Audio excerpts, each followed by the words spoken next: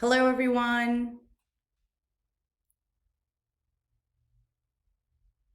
My name is Lynn Labarda, and I'm the founder and CEO of iMark Billing. We specialize in billing and coding for the home health and hospice industry. And today I wanted to go over frequently asked questions from the last webinar that I did on the no pay wrap rules that are going to be effective January 1, 2021. And this webinar is going to be for Medicare certified agencies. So stay with me so we can go over the most common questions that I've been asked. Thanks. All right, so let's get into the frequently asked questions for no pay wrap rule. So obviously, no pay wraps are going to be effective for all Medicare certified agencies on January 1, 2021. And this series of frequently asked questions are questions that I've been asked. A lot of them came out of the last webinar that I did, a quick 30-minute webinar on the no pay wrap rule and what agencies need to know, some of the key takeaways from the final rule and actions that agencies need to take in order to be successful. And the link is here. If you have not seen that webinar, go ahead and click that link and you'll have access to that. Okay, so let's go right into the questions. So one of the common questions is, does the start of care day count as day one? So the answer to that is no. The start of care day is considered day zero. So the count starts after the start of care day. So let's just say, for example, that your start of care date was January 1, 2021. Then the January 6th day would be the 5th day to be able to get that wrap submitted and accepted. So the start of care day is 0, and then the count starts, the 5-day window starts after the start of care day. Do we have to have the OASIS completed before we can send out the wrap? So the answer to that is no. The OASIS does not need to be completed to be able to build a wrap. And this is a really important point because the criteria to build wraps have actually lessened as of January 1, 2021. And the reason for that is because we do need to get those wraps out as soon as possible within the 5 calendar day time frame. And in order to do that, Medicare has stated that the OASIS does not have to be completed. The plan of care does not have to be completed. Just that start of care visit done, patient admitted, the primary diagnosis in the system, and that will allow you to bill the first wrap for the first 30-day period. And you can also bill at the same time the second wrap for the second 30-day period, because that first billable rule was also lessened. You do not need to have a first billable visit for the second 30-day period wrap either. So the idea is to understand what the new regulations are so you can change your processes at the agency in order to get those wraps out right away. So what are those, what's the criteria that is required come January 1, 2021 in order to bill a wrap? So there's 2 only. First, the appropriate physician's written or verbal orders that sets out the services required for the initial visit has been received and documented in your software. Second, the initial visit within the 60-day certification has been made and the individual is admitted to home health. So that's your start of care visit. Those are the only 2 requirements to get the wraps out. So I think that's the key to understand that the criteria to bill wraps have changed. And with that said, we're going to be able to get those wraps billed out right away. There shouldn't be a problem as long as you know to change your practices of completing the OASIS, completing the plan of care, whatever it is that you're doing now, whatever that criteria is now, is no longer going to be effective January 1, 2021. Okay, does the verbal order need to be signed in order to submit the wrap? The answer to that is no, not for the wrap. Now, of course, the criteria to bill finals are the same. All of the orders have to be signed in order to build those finals. That stays the same. But in order to build the wrap, you do not need a signed verbal order. Next question is the weekend included in the 5-day wrap rule? Yes, it is, because it's based on calendar days. So you have to keep that in mind. We've got to get those wraps submitted within 5 calendar days. Now, we don't suspect this is going to be a problem because we already bill hospice. Hospice has notice of elections that are also due within 5 days. And typically the way we do the billing of the notice of elections is we're billing those notices on the same days that the patients are admitted, or worst case scenario, 24 hours later. So we expect this to be the same process for wraps. We should be billing wraps within the same day of admission or the next day. So we don't see that this is going to be a problem. Like I said, as long as you know the criteria has changed, we can bill those wraps out faster.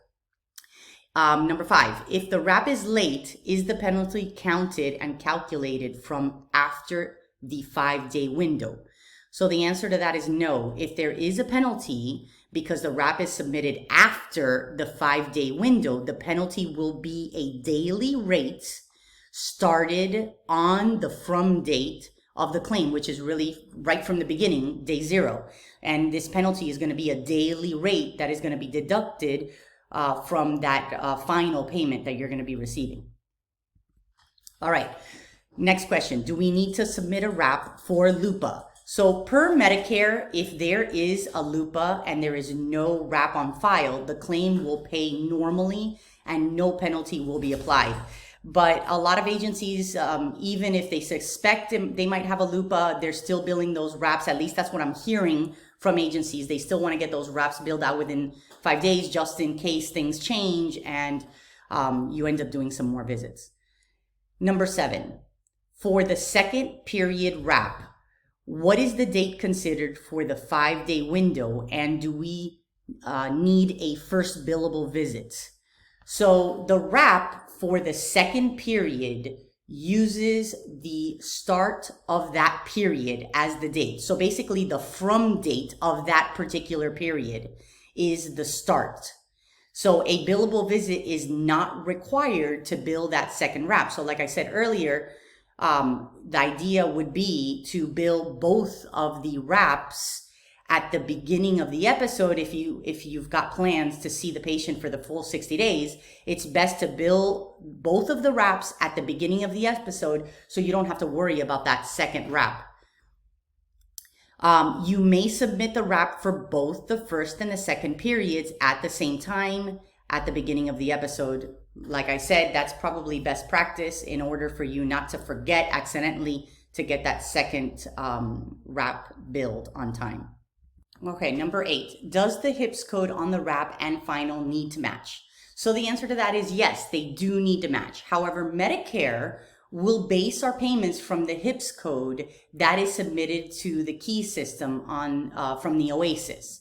So the software will most likely generate a placeholder or a dummy HIPS code if you haven't completed the OASIS, and the software will make sure that fake HIPS code is the same on the wrap and on the final, but you don't need to worry about that HIPS code being incorrect on the claim, because Medicare is actually going to take the HIPS code where they're going to calculate our payment. They're going to take that from the OASIS that was transmitted in order to pay us accurately. Okay, so again, the idea for this is to be able to bill those wraps quickly. We don't have to complete the OASIS, so then the HIPS code really doesn't matter as long as it matches between the wrap and the final, and the softwares already have a plan for that, which is putting a placeholder. Number 9, if we bill an HMO plan and a few weeks later it's denied by the HMO because the patient was on traditional Medicare, but the eligibility was not updated, so we didn't submit the wrap to Medicare on time, how is that handled? Well, CMS has stated that insurance changes that were not updated timely in the eligibility system should be an exception to the penalty. But of course, the burden of proof is going to be on the agency. So what has to happen is the agencies will have to file an exemption for that and, leave it in the hands of Medicare to approve that exemption or not. All right, number 10. Does the verbal order need to have a diagnosis code on it? So the answer to that is no. You will only need an acceptable PDGM primary diagnosis code on the RAP. You do not have to have a diagnosis code on the verbal order. When is the KX modifier used? So the KX modifier is used on the final claim only to request an exemption for a RAP submitted late. So Medicare will grant or not grant that exception based on a few different circumstances. There are 4 of them.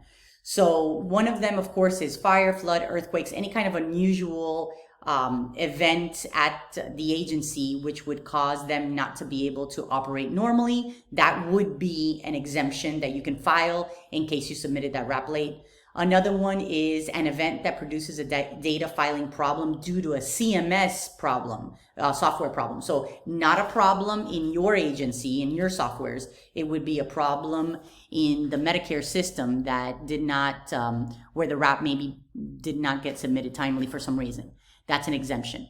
A newly Medicare certified HHA that is notified of the certification after the Medicare certification date, or which is still awaiting their user ID for DDE.